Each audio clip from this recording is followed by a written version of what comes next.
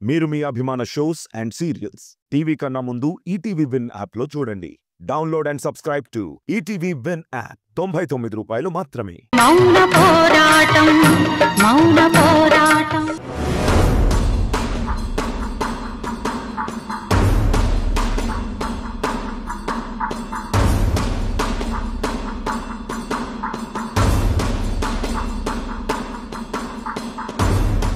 Something is wrong. ఏదో ఉంది. పిచ్చిది. ఎందుకు ఎప్పుడు ఏం చేస్తుందో ఎవ్వరికీ తెలియదు. దేవుడి గదిలోకి వెళ్ళడానికి స్నానం చేస్తే సరిపోతుంది. అయినా నక్షత్ర పొద్దున్నే స్నానం చేసింది కదా, మళ్ళీ తల స్నానం ఎందుకు? ఏంటో ఈ పిల్ల.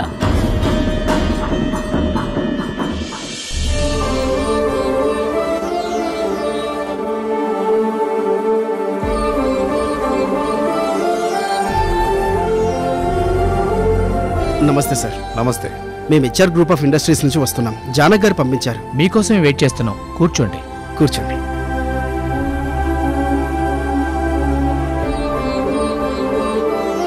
మా అమ్మగారికి రావడం కుదరలేదు, అందుకే నన్ను సైనింగ్ అథారిటీగా పంపించారు.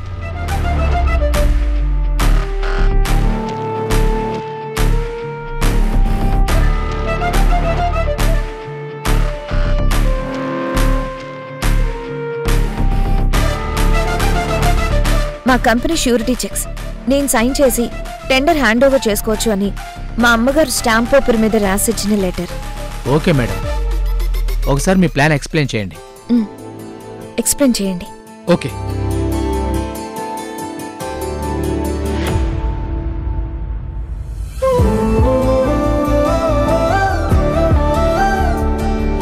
Sir, I'm project director and planning engineer of this project and this is the planning sir.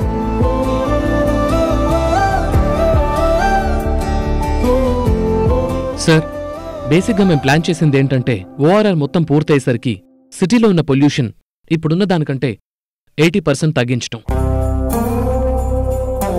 అందుకోసం మేం ఓఆర్ఆర్ మొత్తం గ్రీన్ఫీల్డ్ ఏరియాగా మార్చబోతున్నాం. ఇప్పుడున్న చెట్లేవి నరక్కుండా ప్లాన్ చేస్తున్నాం. అంతేకాకుండా ఎక్కడా కూడా ఏ ఒక్కరికి ఇబ్బంది లేకుండా అన్ని విలేజ్ కూడళ్లలో ఫ్లైఓవర్స్, అండర్ గ్రౌండ్స్ ప్లాన్ చేస్తున్నాం.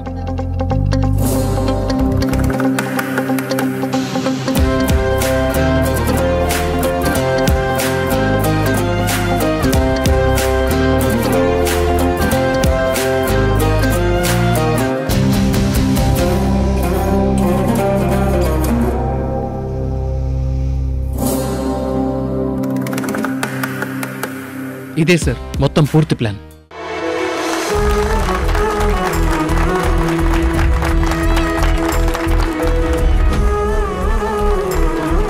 Excellent, extraordinary plan. రియల్లీ చాలా బాగా ఎక్స్ప్లెయిన్ చేశారండి. I'm appreciating your team. Thank you sir. ఈ ప్లాన్ ఇలా గీయాలని చెప్పింది మా జానకి మేడం సార్. వావ్, అవునా? ఎనీవే, ఈ టెండర్ మీ కంపెనీకే వచ్చింది. HR industries got this tender. Congratulations. Thank you sir.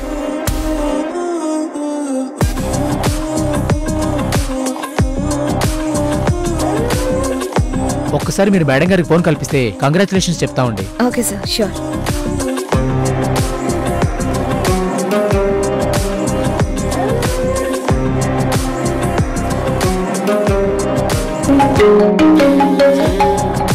Hello సౌందర్య, ఏమైంది? అమ్మా, టెండర్ మనకే వచ్చింది. Oh my God, congratulation Soundarya. Congratulations అమ్మా. ఆఫీసర్ నీతో ఒకసారి మాట్లాడతారంట. సరే ఇవ్వు. Hello madam, congratulations. Thank you sir. Thank you so much. Thanks మీరు కాదు మేడం, మేం చెప్పాలి. అదేంటి సార్? ఒకటి, మీరింత అద్భుతంగా ప్లాన్ గీయించడం. రెండవది, మీ ప్లాన్ని అంతే డీటెయిల్డ్గా, అంతే అద్భుతంగా ఎక్స్ప్లెయిన్ చేయడం. ఈ పర్సన్ మాకు అద్భుతంగా ఎక్స్ప్లెయిన్ చేశాడు మేడం. ఈ రెండు కారణాలు మీకు థ్యాంక్స్ చెప్పాలనిపిస్తున్నాయి. Thank you so much sir. Finally, నేను ఇన్ని సిటీస్లో ఓఆర్ఆర్ ప్లాన్స్ అప్రూవ్ చేశాను, కానీ ఇంత మంచి ప్లాన్ ఇప్పుడే అప్రూవ్ చేస్తున్నాను. Once again thank you sir. Okay madam. మీరు ప్రాజెక్ట్ వర్క్ స్టార్ట్ చేయొచ్చు. Anyway congratulations once again madam. Okay sir, thank you. ఇదిగోండి మీ డాక్టర్కి ఇస్తున్నాను. ఇదిగోండి. అమ్మా. సౌందర్య, ఫోన్ సార్ చరణ్కి ఇవ్వు. ఓకే అమ్మా. Charan. Okay. Hello madam. Thank you Charan. Madam, మీరు నాకు థ్యాంక్స్ చెప్పడం ఏంటి మేడం? ఇందులో నా క్రెడిట్ ఏం లేదు మేడం.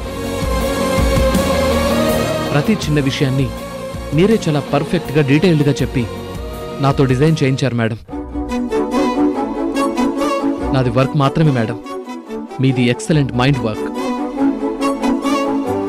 మీ ఆలోచనలతో నేను ఇన్స్పైర్ అయ్యి గీసిందే మ్యామ్. అందుకే ఈ క్రెడిట్ మొత్తం మీదే మ్యామ్. మంచి ఆలోచనుంటే సరిపోదు చరణ్, చెప్పిందాన్ని అర్థం చేసుకుని చక్కగా చేయగలిగేవాడు కూడా ఉండాలి. నేను లేకపోయినా నువ్వంతా బాగా ఎక్స్ప్లెయిన్ చేయడం వల్లే మనకి టెండర్ కన్ఫర్మ్ అయిపోయింది. మన ప్లాన్ వాళ్ళకి ఏమాత్రం అర్థం కాకపోయినా నచ్చకపోయినా ఈ టెండర్ మన తర్వాతి కంపెనీకి వెళ్ళిపోయేది. అందుకే నీకు చాలా చాలా థ్యాంక్స్. మ్యామ్, అలాంటిదేం లేదు మ్యామ్. ఆయన క్రెడిట్ మొత్తం మీరు తీసుకోకుండా. నీకు తెలీదు చరణ్, ఈ ప్రాజెక్టు మీద మన కంపెనీ భవిష్యత్తే కాదు, వేల మంది భవిష్యత్తు కూడా ఆధారపడుంది. అందుకే నేనింత ఇదిగా ఫాలో అప్ చేస్తున్నాను. ఇది నాకు emotional situation Charan. Congratulations ma'am. Thank you Charan. ఒకరోజు అందరం కలిసి ఈ సంతోషాన్ని పంచుకుందాం. Bye ma'am. చరణ్, మ్యామ్. సౌందర్యకి ఫోన్ ఇవ్వు. ఇదిగోండి. అమ్మా.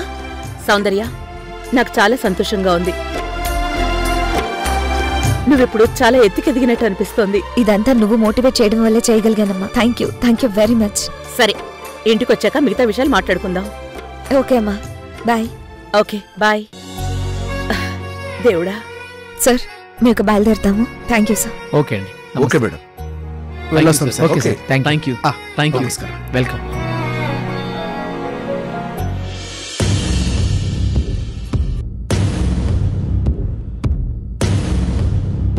సువర్ణ, ఆ ఫోన్ని ఎంతసేపని చూస్తూ ఉంటావు? ఉండు రాజశేఖర్, టైం అయిపోతుంది.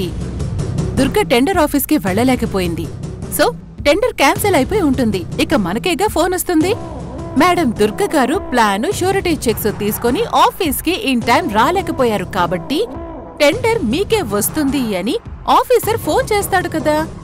అతను ఫోన్ చేసే టైంకి నేను ఏ పనిలోనో పడుంటే, ఫోన్ చూసుకోకుండా ఉంటే మళ్ళీ అది ఇంకెవరికో వెళ్ళిపోతుంది. అందుకే కాసేపు నన్ను డిస్టర్బ్ చేయకు.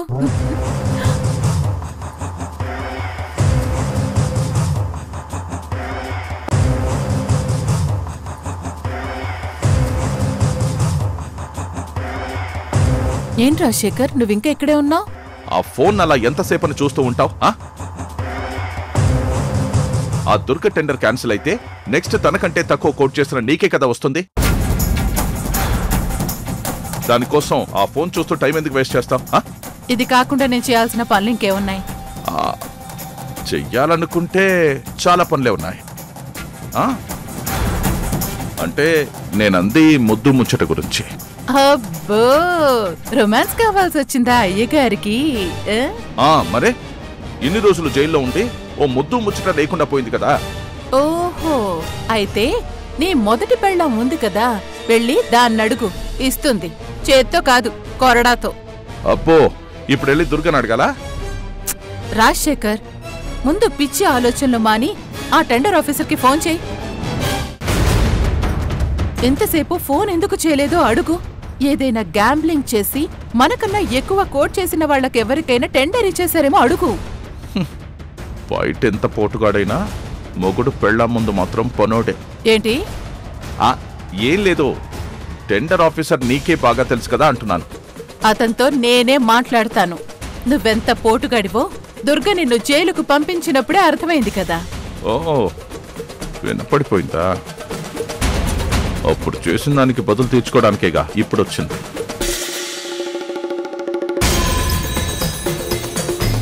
హలో. హలో కుమార్ గారు, నేను రాజశేఖర్ని. రాజశేఖరా, ఎవరండి మీరు? ఏమండి కుమార్ గారు, నేను సువర్ణని. మీరా మేడం? సారీ మేడం, పనిలో ఉండి ఫోన్ చూడలేదు. ఇంతకుముందు మాట్లాడింది నా మొగుళ్ళండి. సారీ మేడం, నేను అసలు గుర్తుపట్టనే లేదు. ఆయన జైలుకి వెళ్ళారు కదా, ఎప్పుడొచ్చారు? నేను నా మొగుడి డీటెయిల్స్ మీకివ్వడానికి ఫోన్ చేయలేదు. టెండర్ ఏవైందో తెలుసుకోవడానికి కాల్ చేశాను. టెండరా? అదేనండి, ఓఆర్ఆర్ టెండర్. అది హెచ్ఆర్ ఇండస్ట్రీస్కి వెళ్ళిపోయింది కదా మేడం. హెచ్ఆర్ ఇండస్ట్రీస్కి ఓకే అయ్యిందని నాకు తెలుసు కదా. కానీ ఈరోజు వాళ్ళు ప్లాను, చెక్స్ ఏవీ సబ్మిట్ చేయలేదు కదా. సబ్మిట్ చేశారు కదా మేడం.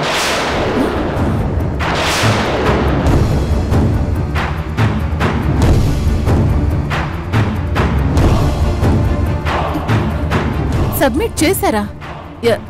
ఎప్పుడు? ఈరోజే మేడం, ఓ అరగంట అయింది మేడం.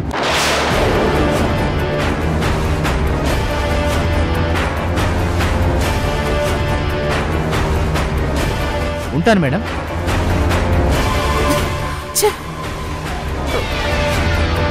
దుర్గకి ఎంత స్ట్రాంగ్ గా వార్నింగ్ ఇచ్చి ఇంట్లో కూర్చోబెట్టినా టెండర్ తనే గెలుచుకుంది. ఇలా కాదు, దాన్ని ఇంట్లో ప్రశాంతంగా ఉండనివ్వకూడదు.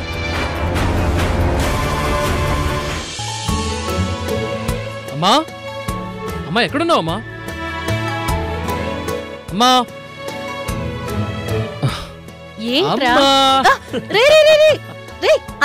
పడిపోతాను. అమ్మా నేను చాలా అంటే చాలా సంతోషంగా ఉన్నాను. ఈరోజు చాలా మంచి రోజమ్మా. నీకు నచ్చిన అమ్మాయి కనిపించిందనా?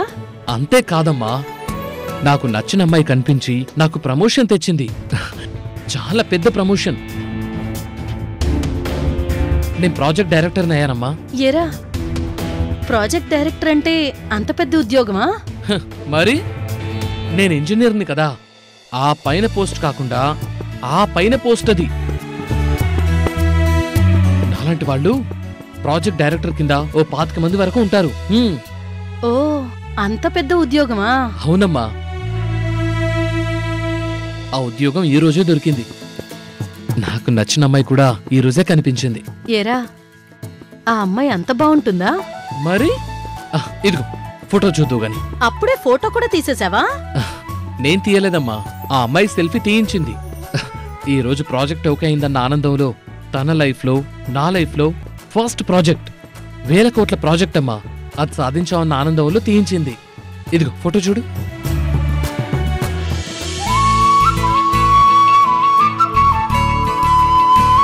అబ్బా, కుందన బొమ్మలా ఉందిరా పిల్ల.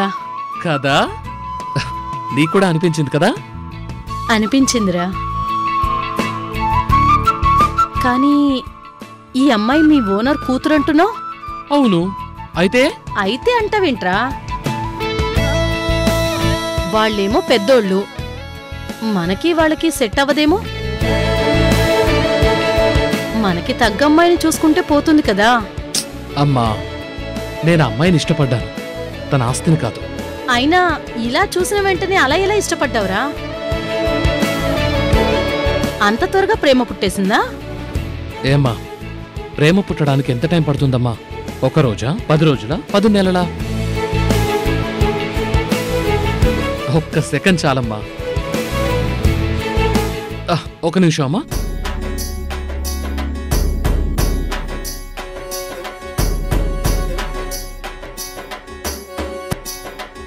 ఏమ్మా, ఈ పువ్వుని ఇష్టపడ్డానికి నీకెంత టైం పడుతుంది? రే, పువ్వును ఎవరైనా సరే చూడగానే ఇష్టపడతారా?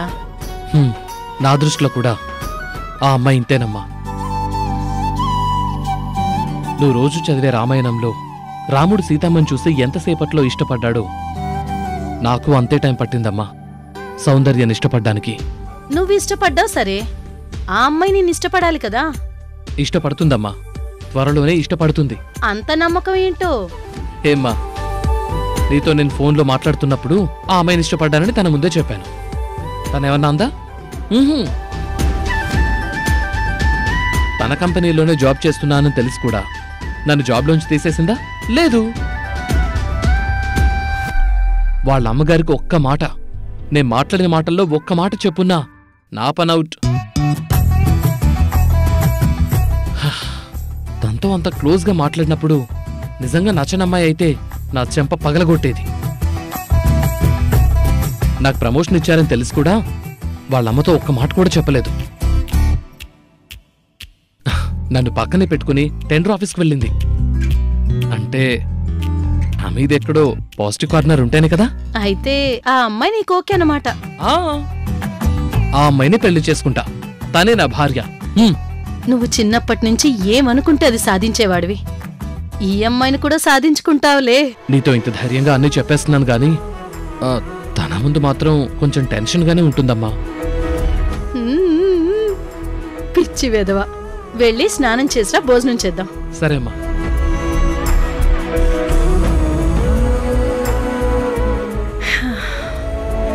వీడొక అమ్మాయిని ఇష్టపడ్డాడు, వీడిని ఒక అమ్మాయి ఇష్టపడుతుంది. ఏంటో ఏం జరుగుతుందో.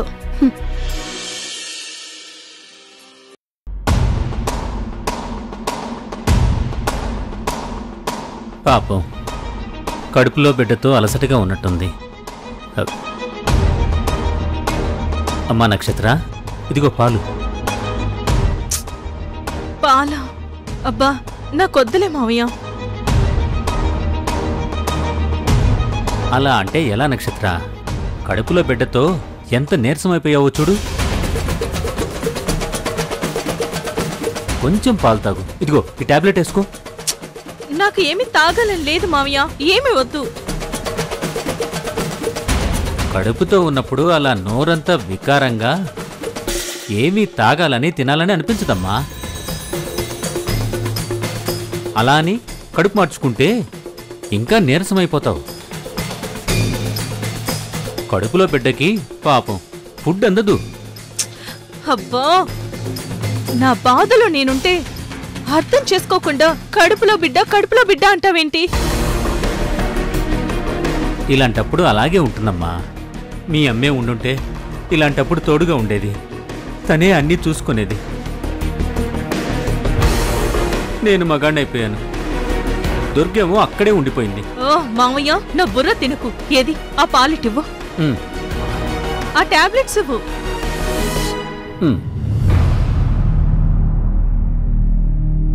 ఉండు, నీళ్ళిస్తాను.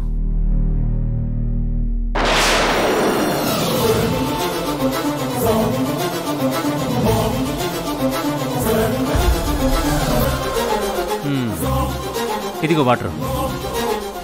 ఏది టాబ్లెట్? ఇది వేసేసుకున్నాను. ఇదిగో వాటర్. పాలున్నాయిగా.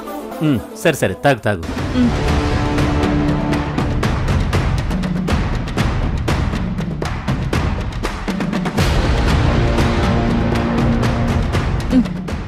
ఇక చాలు మావయ్య.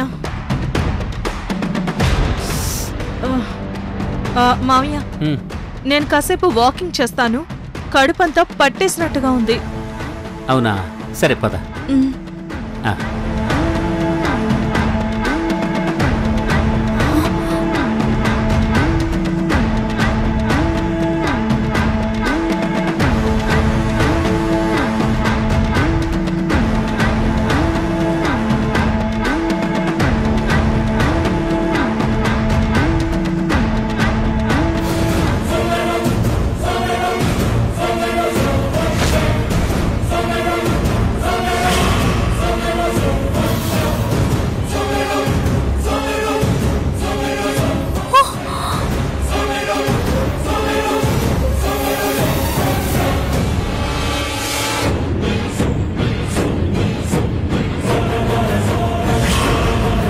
ఏమైందమ్మా, మళ్ళీ ఆగావు? నా ఫోన్ రూమ్ లో మర్చిపోయాను మావయ్య, వెళ్ళి తెచ్చుకుంటాను.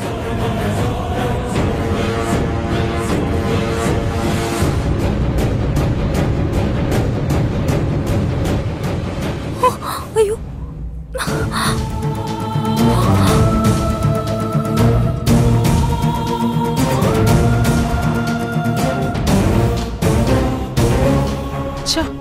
ఈ మావయ్య ఒకడు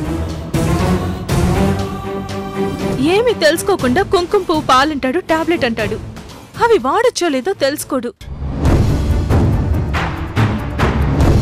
అసలే నడువు నొప్పితో చస్తుంటే ఈ కుంకుమ పువ్వు కలిపిన పాలొకటి ఇంకా వేడి చేయడానికి. నరకంగా ఉంది నాకు.